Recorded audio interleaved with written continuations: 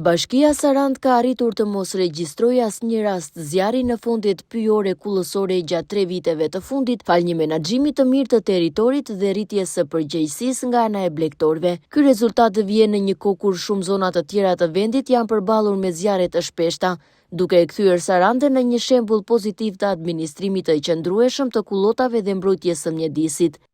Në kontratat që kemi bërë, kemi sankcionuar edhe dynën e shumë të mira që na kanë dhënë dhe rezultat, ku secili blegtor mban përgjegjësi për zjarret dhe për mbilljen e bimeve narkotike.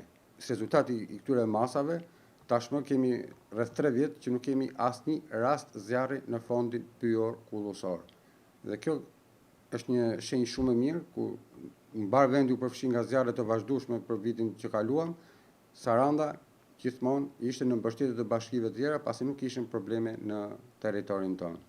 Territori kullësor i bashkisë shfrytëzohet nga 10 blegtorë, të cilët merren me mbarështrimin e bagëtive në kushte të përshtatshme natyrore. Organizimi i përdorimit të kullotave dhe përcaktimi i kapaciteteve mbajtëse kanë ndikuar në një shfrytëzim më efikas dhe të qëndrueshëm të sipërfaqeve. Në territorin e bashkisë Sarand shtrihen rreth 1400 hektar pyje dhe kullota. Kryesisht kullotat i kemi në lartësi deri në 500 metra mbi nivelin e detit, dhe kështu që i bie që janë kullota dimërore. Kemi të kontraktuar rreth 34 blegtor dhe kemi strehuar rreth 5000 krerë bakti të imta dhe të trasha.